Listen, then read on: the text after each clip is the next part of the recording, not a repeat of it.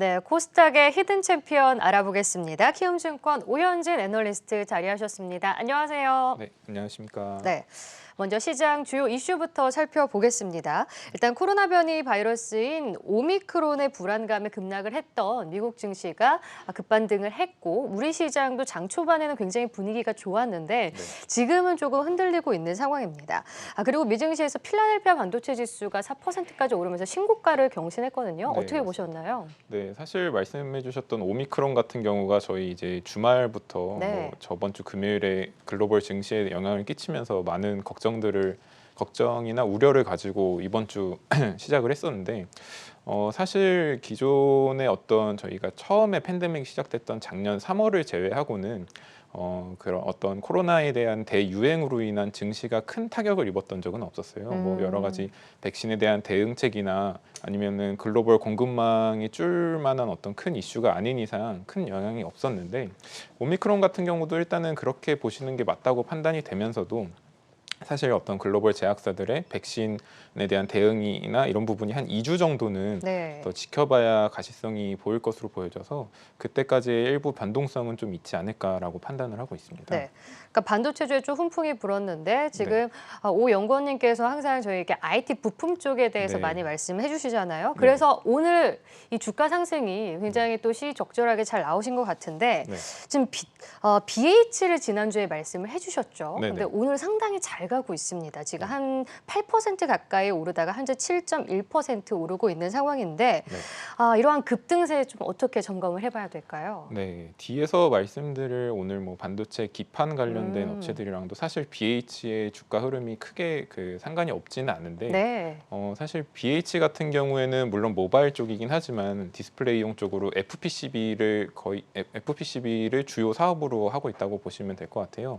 근데 최근에 어떤 반도체 기판 쪽이나 이런 쪽으로 인해서 저희 경쟁사였던 삼성전기가 반도체 기판 쪽으로 좀 더 철수를 네네 했죠. 했고 같은 이제 경쟁을 하고 있던 BH의 PCB 쪽 관련해서는 사업을 철수하면서 내년부터 이 부분에 대한 실적 호조가 상당히 크게 반영될 것으로 보여지고 있고 최근에 뭐 오늘도 리포트나 타사에서도 뭐 나오고 했겠지만 향후에 어떤 제품의 다각화나 이런 쪽에 대한 좀 희망을 더 주는 모습을 보이면서 오늘의 주가 흐름을 상당히 좋게 가져가지 않나 보고 있습니다. 그러니까 지난 시간에 이 히든 챔피언을 보셨던 분들이라면 네. 또 BH를 관심 갖고 계셨던 분들이라면 굉장히 또 기분 좋은 수익을 내지 않았을까라는 생각이 드는데요. 네. 그래서 오늘 또 말씀해 주실 유망주가 기대가 됩니다.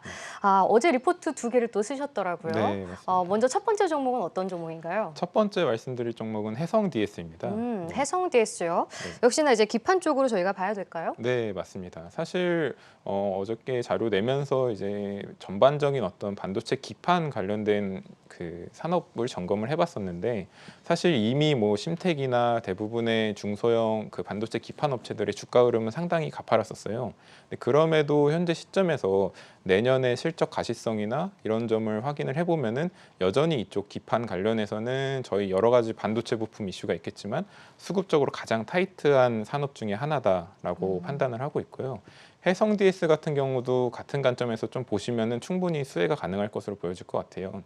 물론 지금 이제 산업에서 가장 이슈가 되고 작년부터 해서 계속 좀 이슈가 됐던 부분은 반도체 기판 중에서도 고부가 제품이 이제 플리칩 BGA 쪽이었었거든요. 네.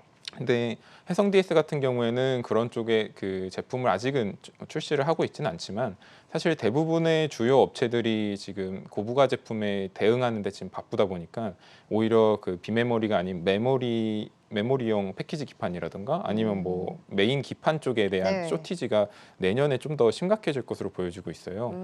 네, 해성 DS 같은 경우에는 뭐 DDR4라든가 D램용 메모리용 기판 사업을 아무래도 영위를 했었다 보니까 이쪽에 대한 수혜가 상당히 커질 것으로 보여지고 있고 네, 올해 실적뿐만 아니라 최근에 뭐 증설 통해서 내년에도 이쪽 관련해서 사업을 계속 좀 키울 거다라고 보시면 더 될 것 같아요. 네. 지금 표에서도 나오다시피 사실 근데 말씀드렸던 패키지 기판 쪽은 32%. 네, 32% 정도에 불과한데 네.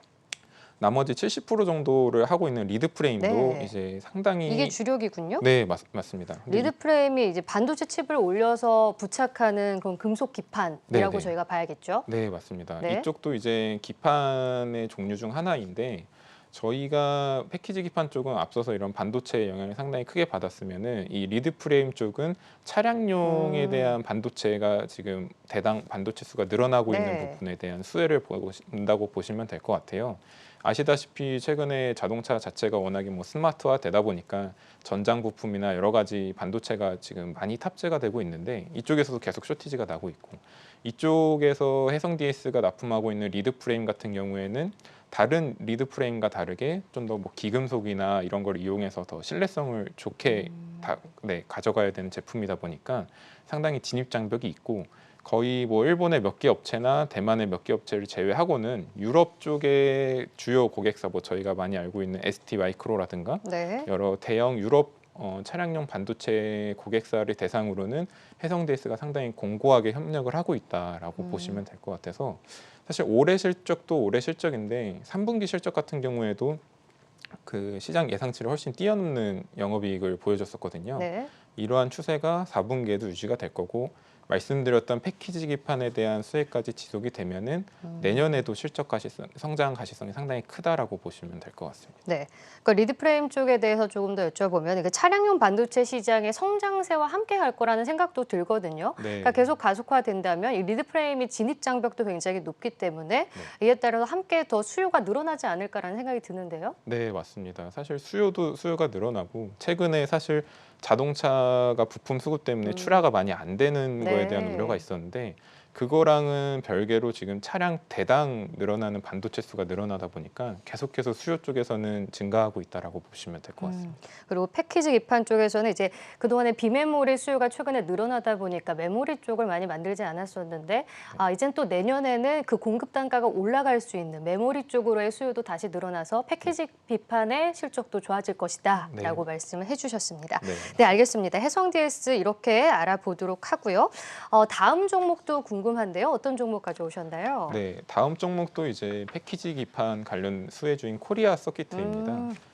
코리아 서키트. 네. 이건 패키지 기판을 주로 하나요? 아니면 다른 게 있나요? 여기도 이제 한 30% 정도가 그 반도체 기판을 좀 중점적으로 하고 있다고 보시면 될 것 같고 나머지 70%는 이제 메인 기판인 HDI 사업을 좀 하고 있다고 보시면 이게 될 것 같아요. 스마트폰 쪽인가요? 네, 맞습니다. 뭐 스마트폰도 그렇고 여러 IT 기기에 쓰이긴 하지만 주요 이제 쓰이는 부분이 뭐 스마트폰이나 이런 반도체 메인 기판에 쓰이는 사업이라고 보시면 될 것 같은데 먼저 이 주 사업인 HDI 쪽을 보면은 저희가 여기도 역시나 똑같이 저희 경쟁사였던 뭐 이스페타시스나 삼성전기가 철수 하는 사업부 중에 LG 노텍은 하나거든요. 어떤가요? LG 노텍은 해당 사업 HD에 대한 해당 사업을 크게 뭐 이렇게 그 하고 있지 않는 부분이 있어가지고 거기에 대한 그 주요 경쟁사들이 물러나면서 좀 반사 이익이 된다.